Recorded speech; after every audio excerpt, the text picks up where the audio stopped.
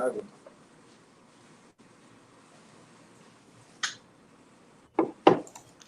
Boa noite, meu nome é Camila Marins, eu sou jornalista da FICENG, Federação Interestadual de Sindicatos de Engenheiros, que promove a live de hoje ao lado do Sindicato dos Engenheiros do Rio de Janeiro, SENG Rio, e do movimento SOS Brasil Soberano. O tema de hoje é Soberania Nacional e Políticas Públicas de Enfrentamento à Pandemia, com a deputada federal Benedita da Silva. Bem-vinda, deputada. Boa noite, Camila. Muito prazer e obrigada pelo convite. Benedita se tornou professora, auxiliar de enfermagem, assistente social, vereadora e governadora do Rio de Janeiro. Atualmente é deputada federal e pré-candidata à Prefeitura do Rio de Janeiro. É autora da lei que instituiu o 20 de novembro como Dia Nacional da Consciência Negra, além de ter sido relatora da chamada PEC das Domésticas. Recentemente, foi autora da Lei de Emergência Cultural, que destinou recursos para mitigar os efeitos da pandemia através da renda emergencial para os trabalhadores e as trabalhadoras da cultura. Deputada Benedita, nós vamos começar a nossa live de hoje falando sobre um tema que é crucial na sociedade brasileira e no mundo, a saúde. O Rio de Janeiro apresentou recentemente um aumento de quase 45% dos casos de Covid-19. Que ações poderiam ser fomentadas para fortalecer uma cadeia produtiva voltada para a saúde? Bem, eu entendo que nós estamos passando por um tempo de guerra, o que está acontecendo no Brasil com mais de 115 mil vítimas do Covid-19, quase 3,5 milhões de infectados, né? E isto, claro, vai refletir na cidade do Rio de Janeiro, que é uma cidade turística populosa, com grandes dificuldades no que diz respeito à mobilidade, as condições hoje ambientais e habitacionais com muita dificuldade, as favelas, periferias. Então, é importante que nós tenhamos que defender essa soberania através da saúde do povo brasileiro. E na cidade do Rio de Janeiro está acontecendo uma situação gravíssima, que é, na verdade, o prefeito da cidade ele tem praticamente desmontado o sistema único de saúde na cidade por conta de que também demitiu, em plena pandemia, um número considerável de profissionais. Fez recentemente uma abertura e essa abertura não vai atender aquilo que todos nós e a OMC ainda continua dizendo, que nós temos que ter condições de dar às pessoas que elas fiquem em casa, que elas possam ficar em casa. O que está acontecendo hoje é que está aumentando o número de pessoas infectadas. Então, o que é preciso ser feito? É preciso que, nesse momento, nós tenhamos mais aberturas de leitos, que nós tenhamos mais reforma dos equipamentos e que nós tenhamos mais profissionais da saúde e equipamentos da saúde para que esse atendimento agora e pós a pandemia. Não podemos esperar pós-pandemia. É nesse momento, é nessa hora, é nesse momento que a população da cidade do Rio de Janeiro está esperando e precisa dessa cobertura para que ela se mantenha no isolamento social. Deputada, e como garantir que com a chegada da vacina a população do Rio seja atendida de forma justa e democrática? Essa é uma interrogação. Nós temos aí a Fiocruz, nós temos também várias organizações que têm trabalhado para que... Mas é evidente que o governo municipal não se preparou para isso. Então, é uma das coisas que se tem que fazer na cidade, é testar mais pessoas. Não só manter o isolamento social, como testar mais pessoas, como usar a máscara, tem em locais, né, já que ele está fazendo aberturas em locais públicos, e essa testagem ela tem que ser uma testagem em massas. E, para isso, é preciso buscar todo o auxílio, e nós assim o faremos, né, junto aqui pertinho de nós, que é a Fiocruz, que está desenvolvendo também, junto com outros países, né, essa questão do teste das vacinas. E já temos alguns países, né, que já estão tendo os seus laboratórios em alto funcionamento. É só nós fazermos o dever que já devíamos ter feito há muito tempo, que é não só contratar esse serviço, mas impulsionar os nossos laboratórios, e temos aqui, bem perto de nós. Perfeito. Nós tivemos uma pequena trava no início, uma falha técnica. Lembrando que essa live é construída pela Federação Interestadual de Sindicatos de Engenheiros, com o Sindicato dos Engenheiros do Estado do Rio de Janeiro, SENGE Rio, e o movimento SOS Brasil Soberano. Inclusive, o presidente da FICENGE, Benedita, está aqui, o Clóvis Nascimento, e te manda uma saudação. E também a Virgínia Brandão, que é do Coletivo de Mulheres da FICENGE, também do Sindicato dos Engenheiros do Rio de Janeiro. Abração, Clóvis. E ainda na área da saúde, nós temos visto o governo Crivella desmontando alguns hospitais de campanha.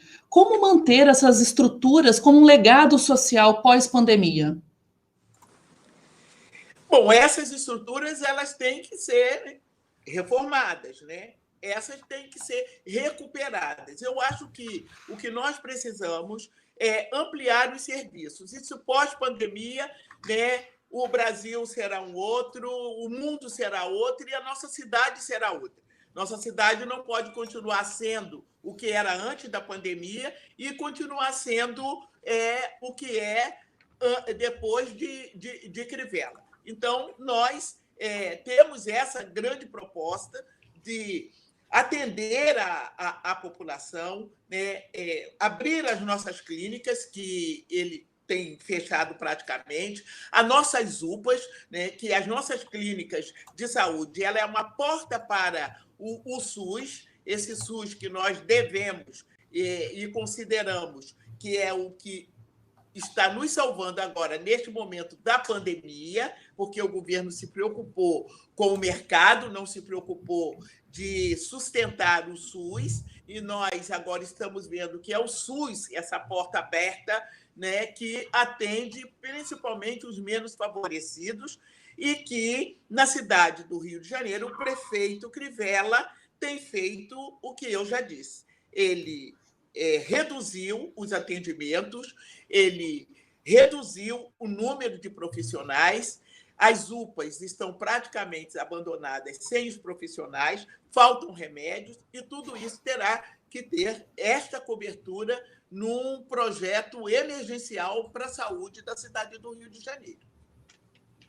Perfeito, muito obrigada, deputada. Quero saudar aqui a presença também da Simone Bahia, que é engenheira química e diretora da Mulher da FICENGE, coordenadora do Coletivo de Mulheres Engenheiras. Leandro Fraga aqui agradece e parabeniza o SENGE Rio, deputada Benedita, pelos esclarecimentos à população do Rio de Janeiro. Ele é ativista do movimento Parque de Realengo Verde.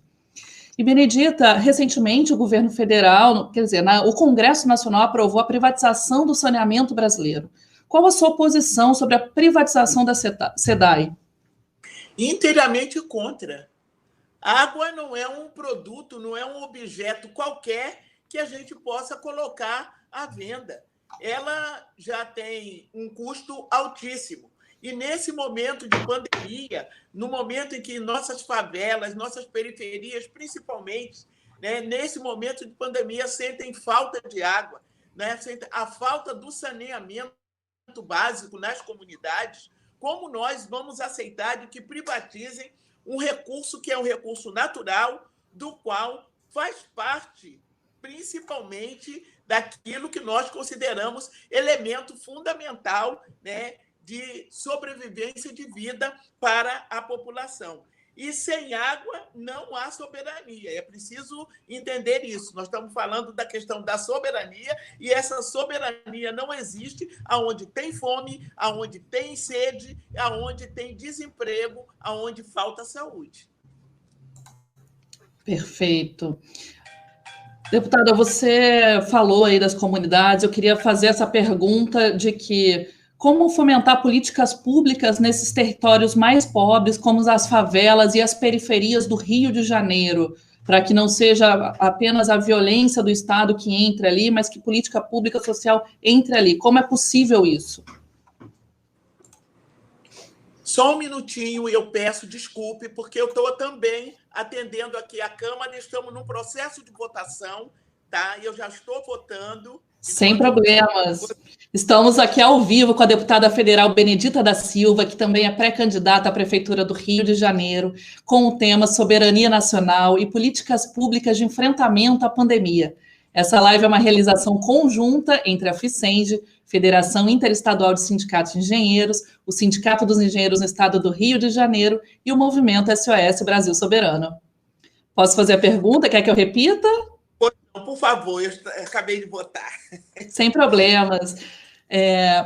Você tinha mencionado na sua última resposta sobre as comunidades, eu queria saber como fomentar políticas públicas nesses territórios mais pobres, principalmente nas favelas e nas periferias, para que a violência do Estado não entre e que a política social entre nesses territórios. É preciso ter segurança social. Eu tenho falado que os nossos projeto emergencial para a Prefeitura da cidade do Rio de Janeiro é ter uma presença mais do Estado, é uma presença da Prefeitura investindo, né, nesses atendimentos, que é a saúde dessa população, a educação dessa população, investindo também na geração de emprego e o seu desenvolvimento. É dessa forma que nós poderemos dar mais segurança social para essas famílias, para essa maioria da população da nossa cidade, diante destas condições que antes já tínhamos, se agravou com a pandemia e pós-pandemia, muito mais. Se não tivermos projetos emergenciais que possam atender de imediato essas áreas que nós entendemos que são importantes e vamos viabilizá-las. Depois podemos falar sobre os instrumentos que estaremos usando para o desenvolvimento, para a questão da saúde, nós falamos, questão da educação e a geração de emprego. Já vou pegar esse gancho, então, da geração de emprego. Hoje a gente vive um Rio de Janeiro com uma economia bastante baixa, não só pela Lava Jato, como também agora pela pandemia. Como é possível retomar a economia carioca? Nós temos alguns caminhos dos quais nós faremos uso. O primeiro é a própria produção existente da cidade, os produtores e produtoras de cultura. Aí você poderia dizer, mas cultura, sim, cultura traz empregabilidade, cultura não é só entretenimento, cultura traz divisa para a cidade, juntamente com o turismo, e nós temos também o objetivo de criar as cooperativas, nós trabalharmos junto às comunidades. Eu sempre vou estar priorizando essas questões da comunidade, entendendo que, ao atender a comunidade, nós estamos atendendo a cidade inteira, porque quando nós falamos de saneamento, quando nós falamos da saúde do povo da cidade do Rio de Janeiro, quando nós falamos de uma boa educação e da empregabilidade, nós temos que dizer que estamos fazendo uma política para todo o conjunto da população da nossa querida cidade do Rio de Janeiro. A empregabilidade é muito importante, há um índice grande de desempregos na nossa cidade, e nós lançaremos mão das prioridades que nós estamos vendo com a reforma trabalhista, que foi altamente prejudicial, também antes da pandemia. Nós temos na cidade do Rio de Janeiro famílias inteiras, então, com problemas até habitacional por conta do emprego, que as pessoas perderam seus empregos, não têm mais o que comer, estão nas ruas. Por isso, a importância de que a gente tenha também aí o auxílio emergencial acompanhando essas políticas, e nós pretendemos que esse auxílio emergencial não seja pós-pandemia única e simplesmente, que haja uma constância, né, nos benefícios para essas famílias. Então, temos a construção civil, que é muito importante também, temos a questão dos dos serviços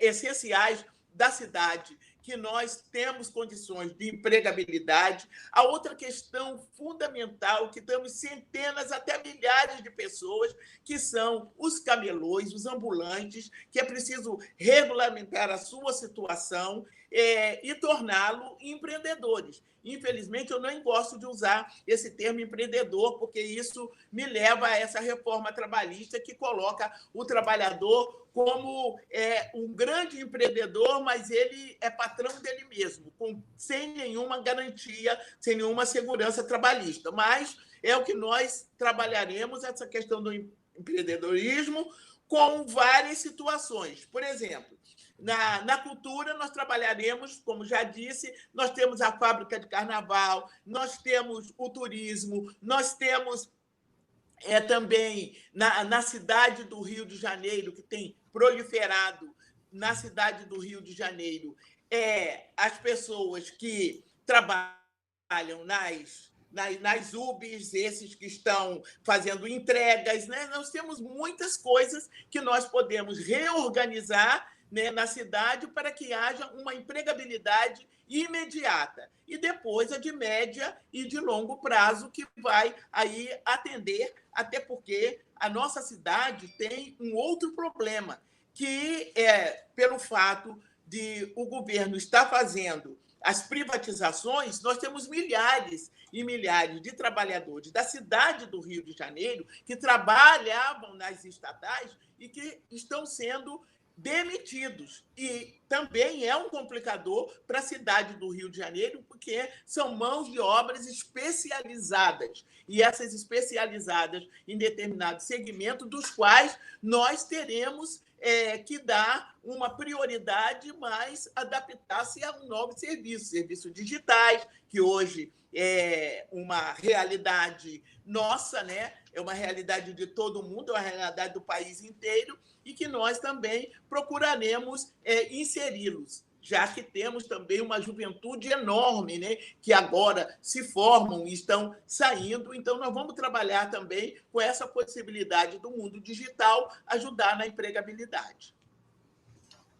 Perfeito. Neide Aparecida dos Santos, que é engenheira e do Sindicato dos Engenheiros de Volta Redonda, envia sua saudação à deputada também. Lembrando que quem quiser pode enviar perguntas nos comentários aqui no nosso chat, que a gente faz as perguntas.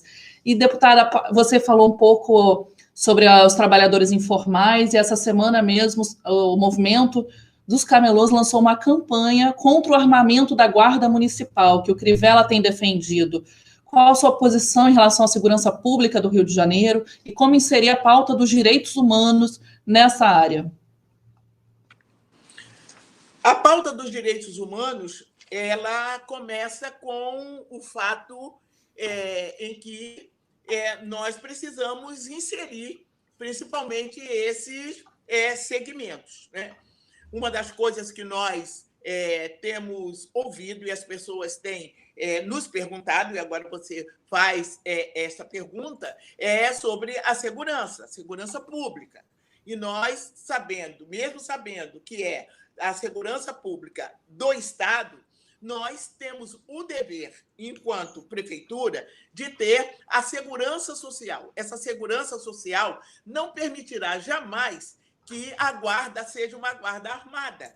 Ela tem que estar armada de conhecimento, de qualificação, para que ela possa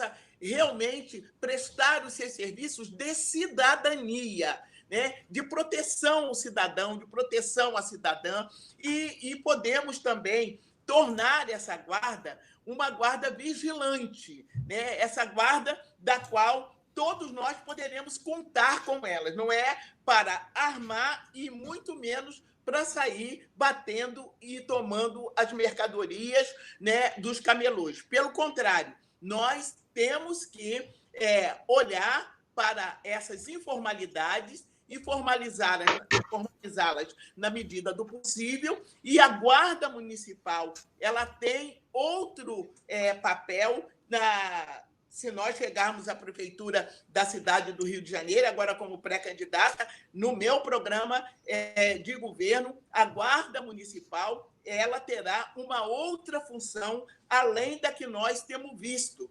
Porque ela continuará sendo guarda municipal, mas não com as funções das quais nós temos visto que ela não é uma função, não tem sido uma função cidadã. Pelo contrário, nós vamos torná-la, né, uma guarda cidadã. Perfeito. E agora o nosso tema vai para a mobilidade urbana. A cada dia aqui nos noticiários do Rio de Janeiro, nós nos deparamos com sumiços das linhas de ônibus, prejudicando principalmente a Zona Oeste. Quais seriam as propostas para alimentar ou para erradicar esse vazio urbanístico de mobilidade urbana? Primeiro, Camila, eu gostaria de falar contigo sobre essa questão. Eu tenho feito, nós temos, né? Daqui a pouco posso falar sobre isso, mas nós temos tido um grande debate, e um debate principalmente com trabalhadores e trabalhadoras da Zona Oeste e desta população negra que, na sua mobilidade, ela está carente, né, de proteção.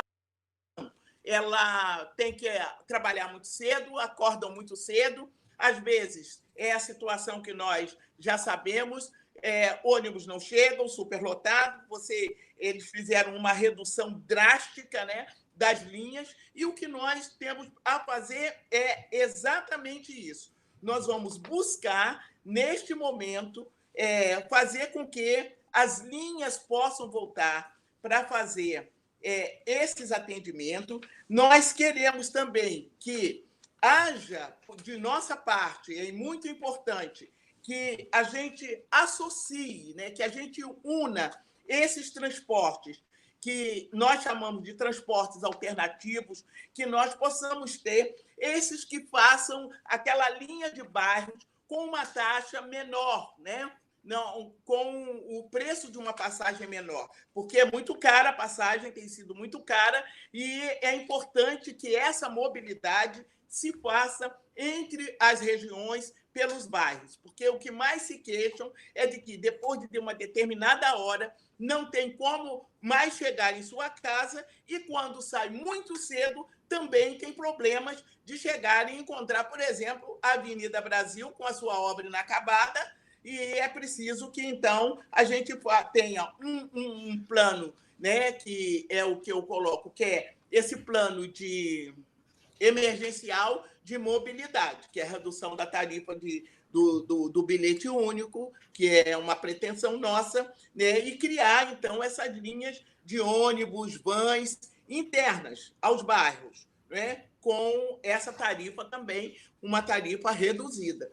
É isso que nós pensamos, porque é muito difícil e a situação, né? Eu conheço muitas pessoas da Zona Oeste, eu conheço a cidade do Rio de Janeiro, né? E tenho também minha família pela Zona Oeste inteira. Então, é muito importante, e também uma das coisas que nós estamos pretendendo é a criação do passe livre para aqueles desempregados que ainda não têm, né, e estudantes que ainda não têm esse tipo de atendimento.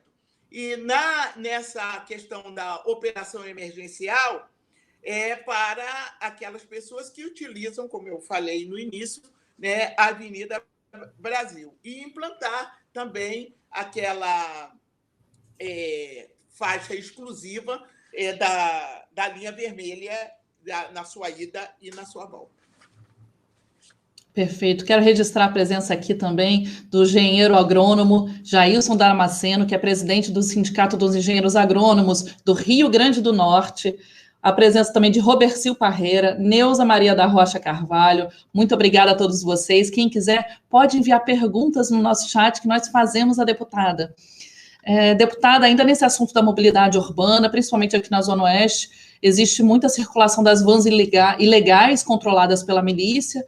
Como é possível a prefeitura enfrentar esse problema?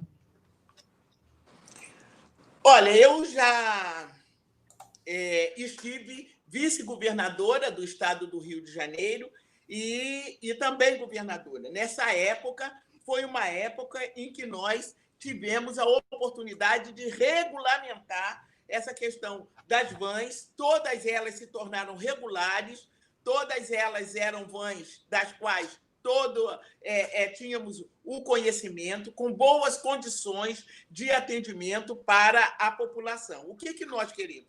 Nós também queremos recuperar, né, a questão para uma melhor operação, né, os BRTs, reabrir das estações, tínhamos o conhecimento, também melhor, com boas condições de atendimento para a população. Né? E eu acho que, ao restaurar, né, essas operações do BRT, nós vamos ter um plano que eu já disse que ele é de médio e de longo prazo, porque aí nós estamos falando de grande execução, não é uma execução que eu possa, de imediato, prometer, vai ser feito isso. Eu acho que reorganizar, né, esta mobilização é uma questão muito importante. Isso a gente já tem, mas nós temos outras propostas, né, que é também dessa BRT, ônibus, metrô. Isso é importante. O ônibus, as vans regulares, todas elas serão aproveitadas dentro dessa mobilidade que eu falei pelos bairros. Então, implantar essa integração, isso será uma das nossas metas, né, que certamente vai melhorar o atendimento à população, principalmente à população da Zona Oeste. Então, temos que, quando eu digo a longo prazo, porque nós temos que concluir, né, nós temos que concluir essas e operar o BRT Transbrasil. Perfeito. Também registro a presença aqui de Simon Zeferino, do Sindicato dos Engenheiros Agrônomos de Santa Catarina, e já seguimos aqui para um outro tema. A senhora é autora da Lei Aldir Blanc, de auxílio aos trabalhadores da cultura. Gostaria que a senhora explicasse um pouco para o nosso público o que é essa lei e qual a importância da cultura na reconstrução da cidade econômica, na reconstrução econômica e social. Essa lei é uma lei emergencial, portanto, ela nesse período da pandemia, já que a cultura foi a primeira a interromper as suas atividades. Ao interromper as suas atividades, nós tivemos aí, desde a cultura de rua, o teatro, o cinema foram fechando, né, os rolezinhos foram fechando, os shows fechando, e as outras atividades culturais que envolvem as comunidades, que também se tem no asfalto, aquilo que se tem na comunidade, né, os bailes, todas essas atividades foram atividades que tiveram que parar. E essas pessoas, na maioria das pessoas que serão beneficiadas pela Lei Aldir Blanc, que esta de que você tenha esse auxílio emergencial, essas pessoas, muitas delas não estão em cima do palco, elas estão atrás do palco, ela faz o espetáculo acontecer, né? E aquelas também que perderam seus espaços, que não têm seus espaços, que deixaram de pagar porque não tinham como, fechou a atividade, para elas voltarem, não será tão rápido quanto nós pensamos, mesmo com outros segmentos de trabalhadores e trabalhadoras. Então, essa lei foi feita uma lei para amparar, mas nós estamos buscando a efetividade, quer dizer, que isso esteja acontecendo sempre através do Fundo Nacional da Cultura, né? O trabalho do audiovisual é importante para a nossa cidade e, como eu já tinha dito, a cultura é fundamental na cidade do Rio de Janeiro. Quando eu digo que será um dos primeiros, né, que vai ajudar ao desenvolvimento econômico pós-pandemia, é porque já está tudo pronto, né? As peças estão prontas, né? As atividades estão todas aí, apenas que haja um investimento, e a cidade do Rio de Janeiro deve investir na cultura, porque a cultura dá um retorno também muito imediato, né, para o PIB nacional, e muito na cidade do Rio de Janeiro, uma cidade considerada maravilhosa, que todo mundo quer ver, todo mundo quer visitar, o carnaval também. Quer dizer, se não houver investimento nessas atividades, que não são atividades apenas de entretenimento, como eu já disse, elas são atividades também profissionais, profissionais, e que traz também qualificação, e que muito da nossa juventude também nessa área tem trabalhado, e agora, com as novas técnicas, com essa modernidade toda, o audiovisual e tudo mais, nós precisamos investir. E é isso que nós vamos estar fazendo. Mas como, nesse momento, nós temos até trabalhadores e trabalhadoras da cultura, produtores e produtoras da cultura, passando fome. Então, foi preciso essa lei. Essa lei teve como relatora a deputada Jandira Fegali, né? Nós articulamos pelo Brasil inteiro, e depois o governo federal aportou 3 bilhões de reais. É bom que se diga que nenhum favor, isso já era da cultura propriamente dito, né? E que nós estamos, nesse momento, né, apenas pedindo para o governo federal, porque foi liberado, né, o governo federal, mas o que está acontecendo, na verdade, é que criaram uma burocracia, e essa burocracia está impedindo que esse repasse seja feito de imediato. O que nós estamos buscando agora, junto ao governo, é para que tenha menos burocracia e que as pessoas já tenham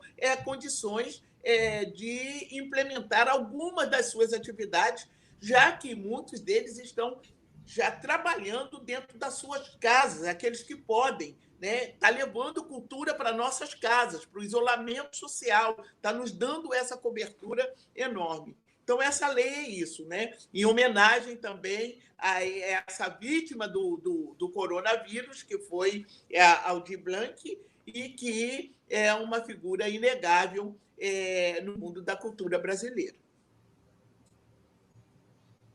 Muito obrigada. Seguindo esse debate nacionalizado, queria que você falasse um pouco desse processo de privatizações que boa parte da Câmara de Deputados, também do Senado, junto com o governo federal, defende, como a privatização da Eletrobras, da Caixa Econômica Federal e dos Correios, recentemente. Como é possível enfrentar esse processo de privatizações e de venda das empresas nacionais?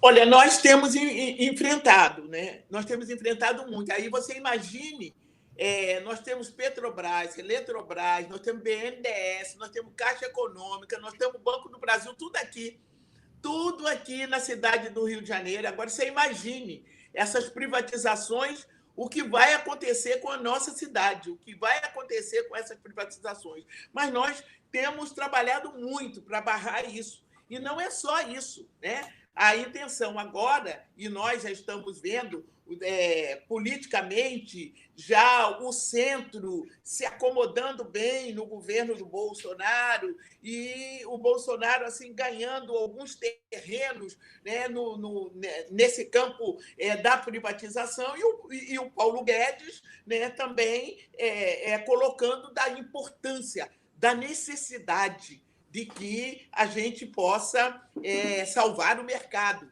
que não tem que ter desenvolvimento, a economia está aí, então vamos explorar, né, os trabalhadores, vamos explorar as trabalhadoras nesse país, e essas privatizações elas são por demais cruéis. Hoje nós estávamos fazendo um grande debate sobre a questão do gás, né? E eles estão vendendo, eles estão doando, né, as nossas empresas. E nós estamos na batalha para impedir que isso realmente venha acontecer totalmente, porque isso será um desastre. Mas coloque aí a Casa da Moeda, coloque o Banco do Brasil, a Caixa Econômica Federal, não é brincadeira, BNDES, Não é possível que a gente possa aceitar uma situação dessa. Então, esse governo é realmente um governo que privatiza, né? Ele privatiza e coloca toda essa riqueza na mão do mercado. Ele não tem esse compromisso, não é? Ele não tem esse nacionalismo que eles tentam passar, de verde, amarelo e azul aí, e branco, eles tentam passar isso, mas nem sequer isso tem, porque estão vendendo as empresas nacionais, criaram também situações, circunstâncias, né? Deram golpe na nação brasileira, não foi só na presidenta Dilma, foi na nação brasileira para impor à sociedade brasileira essa entrega total, praticamente no silêncio. É o que nós estamos assistindo hoje. Mas a luta continua, nós estamos firmes e fortes, né? Os partidos de oposição, todos os dias, nós fazemos, claro que não somos maioria, nós também temos algumas pessoas que não aceitam, né? Alguns que não aceitam isso, que sabem que esse governo não está exagerando, ele não enganou ninguém, era isso mesmo que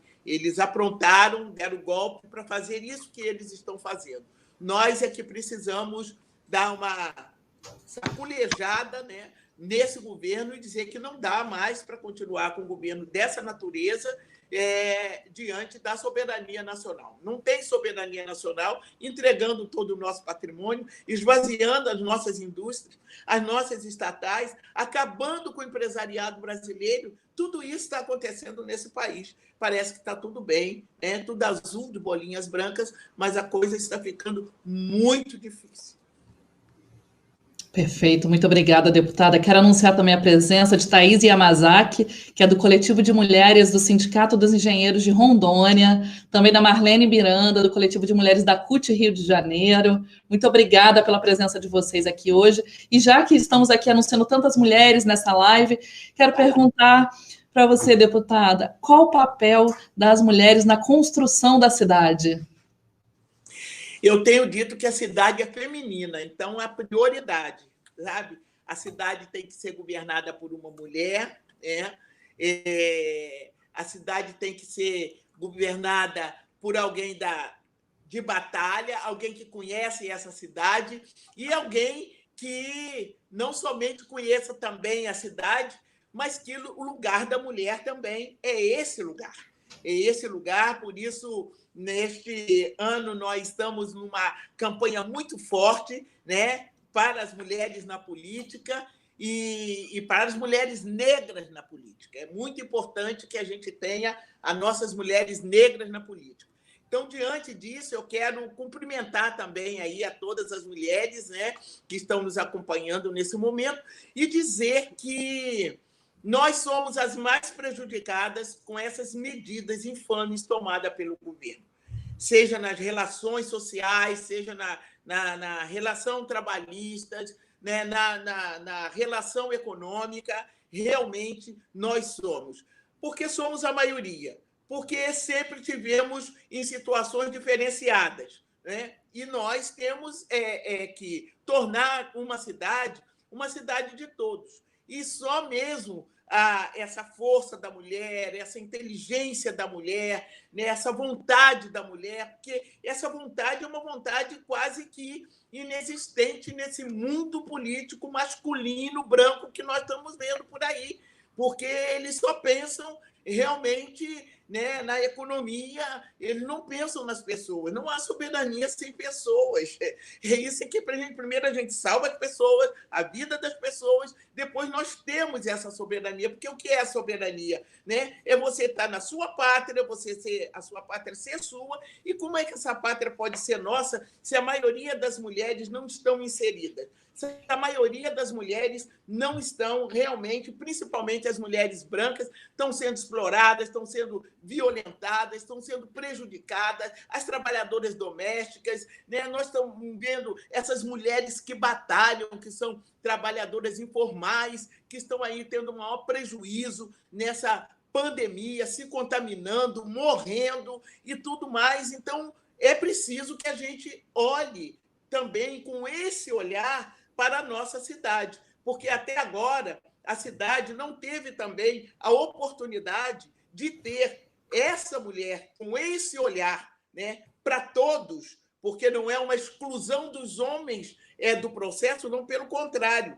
Nós estamos fazendo com que eles se enquadrem, né, nessa nova conjuntura que a pandemia nos impõe. Então, as mulheres estão aí, tão fortes, tão firmes, e são as mulheres que têm feito uma das maiores resistências, mesmo sendo minoritária nas suas representações no parlamento, seja na representação em qualquer outro órgão, em qualquer outra instituição pública. Nós, mulheres, somos minoritárias nos espaços de direção, de comando, não é? A não ser nos nossos sindicatos, mas nós sabemos perfeitamente de que é importante essa participação das mulheres. É a minha saudação que eu faço a todas vocês que são mulheres batalhadoras e que a gente sabe que nós vamos ajudar a mudar esse mundo. Temos uma pergunta aqui da jornalista Lídia Pena. Além de ser governada por uma mulher, a senhora pensa em montar um secretariado com maioria de mulheres? Eu trabalho a questão da paridade, da proporcionalidade dentro da capacidade. Todos já conhecem, já tive essa experiência enquanto governadora por 9 meses, e dentro de 9 meses nós nos colocamos desde a formação da equipe com esse viés de representação do que nós temos, do que nós somos. Exatamente, nós somos mulheres, nós somos negras, nós somos homens, nós somos brancos, nós colocamos exatamente isso que nós somos, né? E por isso eu trabalho essa questão da equidade, eu trabalho essa questão da paridade, e é lógico que nós vamos ter com a mesma proporcionalidade de inteligência masculina e inteligência feminina. Perfeito. Temos mais uma pergunta aqui de Robercil Parreira. Como a Conlurb será tratada em sua gestão no que tange a geração de divisas para os cofres públicos do município? Olha, nós vamos dar um outro papel para a Conlurb. A Conlurb, consequentemente, será uma empresa, e essa empresa ela terá uma associação com as cooperativas. É uma das nossas intenções que ela trabalhe com as cooperativas, que a Conlurb possa também trabalhar com as cooperativas dos catadores recicláveis e torná-la mais dinâmica no que diz respeito também ao meio ambiente. Perfeito. Para quem não conhece, a Conlurb é a Companhia Municipal de Limpeza Urbana do Rio de Janeiro. E já vamos caminhando aqui para o encerramento da nossa live. Deputada, nós sempre temos feito uma última pergunta para os nossos entrevistados nessa série de lives que temos feito por aqui, que é a seguinte: como reconstruir o Rio de Janeiro e a esperança no pós-pandemia? A esperança não morre no coração de quem tem fé, no coração de quem é feliz e gosta do seu lugar, o nosso lugar de fala, o nosso espaço. E eu tenho certeza que nós seremos uma outra cidade evidente, não poderíamos olhar para esse passado como sendo um impedimento para o nosso presente. E, nesse sentido, essa cidade será uma cidade diferente, será uma cidade alegre, né? A cidade hoje é triste, será uma cidade feliz. As pessoas terão a oportunidade de serem o que quiserem, andarem onde quiserem. Essa cidade, nós vamos trabalhar para que a gente tenha um combate mais acirrado ao racismo, à violência contra a mulher, à violência doméstica, né? À violência e perseguição às LGBT, maometês, aos terreiros de matriz africanas, às igrejas em geral, igreja católica, evangélica, nem todo mundo é igual, não é? Todos nós somos diferentes, pensamos também diferente, mas temos uma comunhão que é a alegria e que nós temos na nossa cidade, né? Eu tenho concluído sempre quando alguém fala como que vai ser essa cidade. Essa cidade vai ter empregos, nós vamos trabalhar juntos para isso. Nós precisamos um dos outros para fazer isso. Nós vamos trabalhar juntos para que essa cidade tenha emprego, para que essa cidade retome o seu turismo, que essa cidade o turismo possa ser por os que vêm de fora e por que estão aqui, que algumas pessoas nem sequer conhecem a sua cidade, porque elas não têm condição de mobilidade, como eu já falei, a questão da mobilidade é uma questão muito séria para o próprio carioca e os seus visitantes. Então, a cidade precisa disso, dessa mobilidade, dessa saúde robusta, de estar nas suas praias, de estar nas suas igrejas, nos seus terreiros, de poder estar no seu carnaval, de poder estar no seu clube, de poder estar realmente onde ele queira estar, mas sabendo que ele tem uma total segurança, uma segurança cidadã por parte da Prefeitura da cidade do Rio de Janeiro, que não poupará esforços para qualificar e para ajudar a que a segurança da cidade tenha uma outra mentalidade e que saiba trabalhar com essa diversidade que a cidade tem. Sejam de nós, gente, né, gente negra, gente branca, gente indígena, que possa também conhecer as orientações das pessoas, as escolhas das pessoas, que possam respeitar os limites do outro e respeitar também, sobretudo, a ele mesmo, a seus familiares, né, como cidadão e cidadã de uma cidade que é tão linda, é tão maravilhosa, que ela precisa ser governada com cuidado, e com muito carinho e com muito amor. Muito obrigada, deputada. Foi um prazer e uma honra recebê-la aqui em nossos canais da FICENGE, do CENGE Rio e do Movimento SOS Brasil Soberano. Muito obrigada por você participar e topar falar conosco sobre as políticas públicas de enfrentamento à pandemia no Rio de Janeiro. Quero agradecer a presença também do coletivo de mulheres da FICENGE, que esteve aqui. Elaine Santana acabou de entrar também, que é a diretora da FICENGE de Sergipe. Tivemos representações do país inteiro hoje aqui. Quero agradecer a todos vocês que participaram, que contribuíram para a construção dessa live. E também uma boa noite e sigamos nas nossas lives semanais, toda terça-feira, às 18h30, nos canais da FICENGE. Muito obrigada, deputada. Foi uma honra recebê-la. Obrigada, boa noite. Um abraço.